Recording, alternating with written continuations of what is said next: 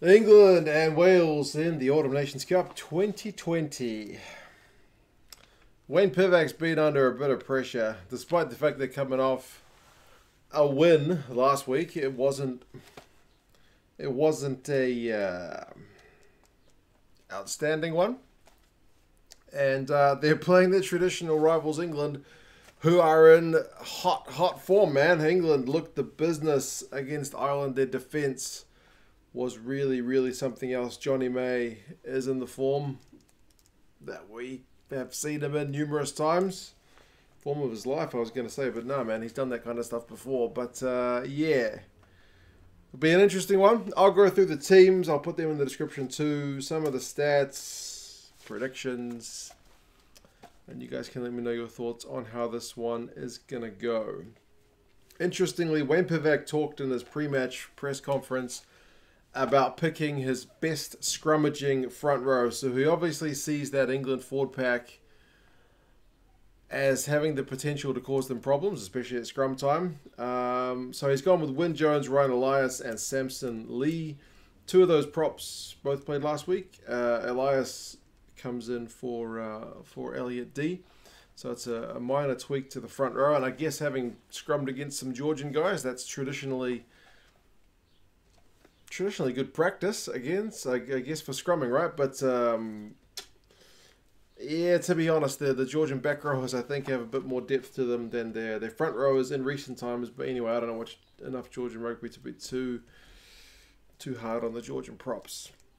Jake Ball's there, the locks, alongside Alun Wyn Jones. He comes in for Seb Davis now that he's back after being, I think it was just rested against Georgia, right? Shane Lewis-Hughes is in the number 6 jersey. James Botham is in the number 7 jersey. So in terms of your flankers, that's not a heck of a lot of caps, but it is a heck of a lot of potential, which is maybe not a bad thing. Because if there's been one criticism of Wayne Pivac, I guess, is that he's taken this Warren Gatland side full of guys who are either close to or on the wrong side of 30.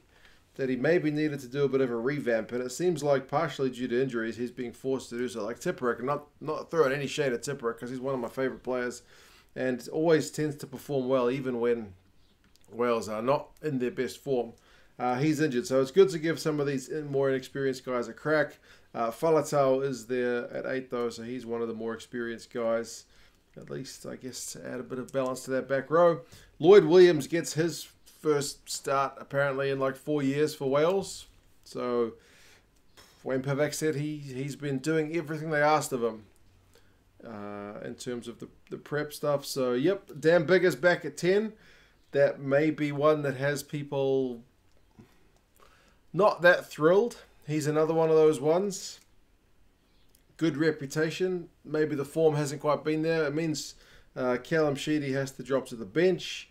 Johnny Williams and Nick Tompkins are the midfield. How much potential is there in that midfield combo going forward? Because Hadley Parkes is gone. Jonathan Davis not available. And again, in terms of that age bracket, man, it's gaps that they need to fill. So these guys are stepping up this week.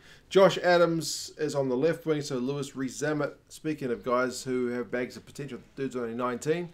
He's on the right wing. In place of Johnny McNichol, and Leigh Halfpenny comes in at fullback. Liam Williams is injured. So there's a fair few changes in the side. It's a mix of youth and experience, which is maybe not a bad thing, I think. Maybe not a bad thing. He's got to be building to the World Cup. But he mentioned again in the pre-match press conference about needing to build experience and build depth, but also needing to win. And getting a win over England would certainly take the pressure off. The bench is D, Carre, Francis, Rowlands, Wainwright, Rhys, Webb, Callum, Sheedy, and Watkin. So there's no Corey Hill, no Ewan Lloyd, no Leon Brown, Nicky Smith, Sam Parry. A bit of rotation, it would seem. Also, Josh Navidi is injured too, which is pretty unfortunate. I mean, Wales have got bags of talent in the back row, so I mean, a couple of years ago, I hadn't even heard of Shane Lewis-Hughes or James Botham, even maybe this year. So, yeah, but that's about me, not about them. For the England side, it's way more stable. a lot more stable. Mako Vunipola, Jamie George, and Carl Sinclair, same front row. Mauro Toje, Joe Launchbury, same lock and combo. And man, they were both really, really effective. Launchbury, he doesn't get the same kudos that Toje gets, but he was bloody good last week. Carre and Underhill form that familiar 6-7 combo. Turnovers and dominant tackles is what you can expect from those two gentlemen. Billy Vunipola in there at number 8. I know he's got... Well, everyone wants to see Sam Simmons called up for England, but yeah, again, who do you replace? Is Billy V in the best form of his career? Probably not, but has England been looking virtually invincible right now? Sure they have. So if it ain't broke, man, don't fix it. Ben Youngs is 9. Interestingly, George Ford is 10 after being on the bench last week. He takes a step up. Eddie Jones talked in the pre-match about it being basically the tactics he wanted to play. He wouldn't go any further into that, but I would say you can expect a fair bit of kicking. And then I've been doing a bit of kicking already, but maybe a bit more kicking. Effective kicking, putting teams under all kinds of pressure. That means Farrell moves to 12. Slade moves to that maybe more familiar 13 jersey. Ollie Lawrence, I actually forgot to check, but from memory, he's out injured. Jonathan Joseph still on the right wing, much to some people's disappointment. Johnny May, though, disappoints nobody on that left wing. Individual tribe, absolute brilliance. Very, very difficult customer to bring down. That man, so sharp. Give him half a sniff and he's gone. Elliot Daly is there at fullback.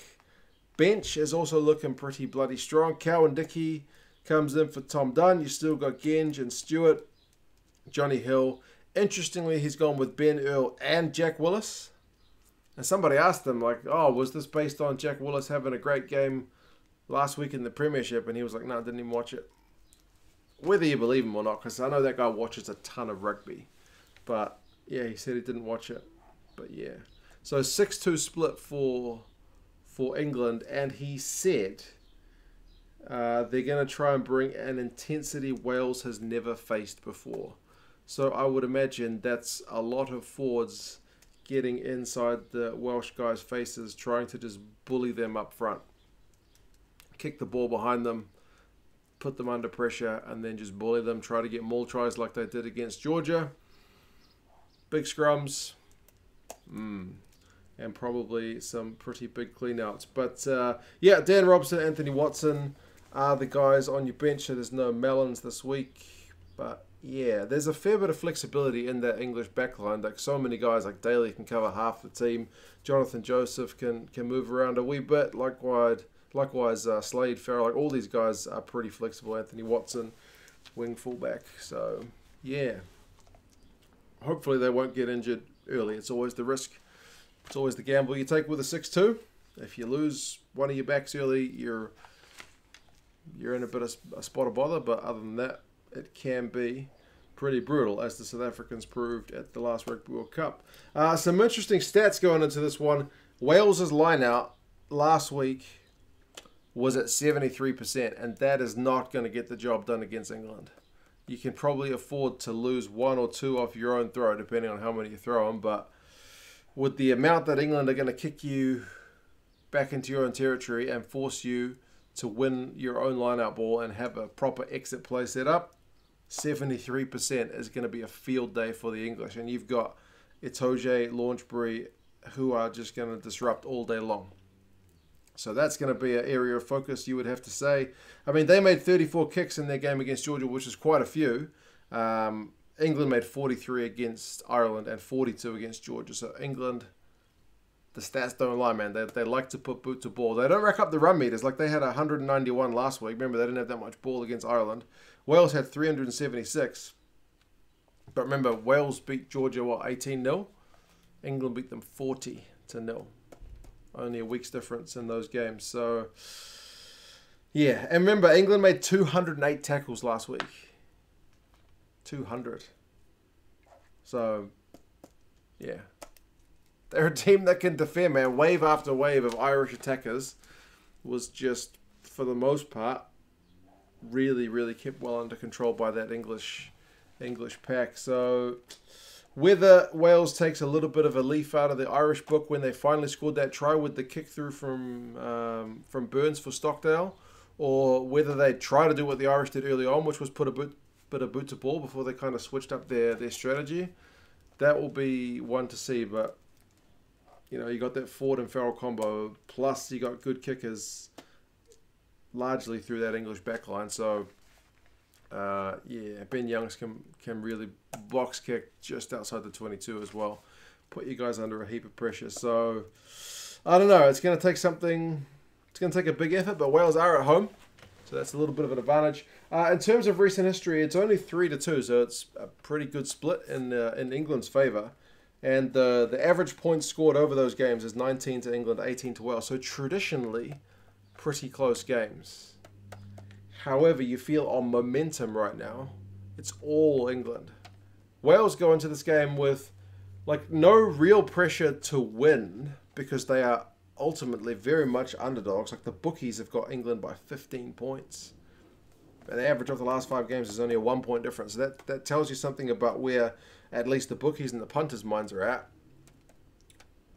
But they're certainly under pressure to give their coach a bit of a break, and a win over Wales would do that. Whereas a win over Wales, a win for Wales over England would certainly, you know, ease Wayne Pivac's pressure a bit.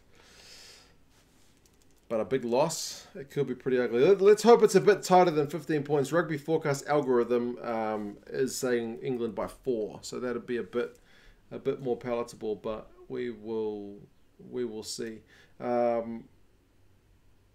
Yeah, I mean, England are first in the pool, the group. They're on 9 points. They're sitting pretty. Wales are in third on 4 with just the one unconvincing win over Georgia. So, yeah. The last win from England in Wales was 2017, so it has been a while. But as I said, they do go into this one as pretty big-time favourites. So, yeah, that's how she's looking. What do you guys reckon? Do you think England, it's inevitable that they are going to get a win? Do you think Wayne Pivac, with the changes he's made to the squad, plus the fact that Wales should always be fired up when playing England, even if there's no crowd factor, there's the pride factor, there's the natural rivalry between the two teams. It's got to pick these Welsh guys up, and hopefully it'll be a pretty tight one. But yeah, you guys let me know your thoughts on how this one is going to go. And yeah, England Rugby Store is having a Black Friday sale, as is everybody. So if you want to jump on England Rugby Store and get, I think it's up to like 20% off. Link in the description for that one. But yeah, you guys let me know your thoughts on this one, and I'll talk to you again soon. See you later.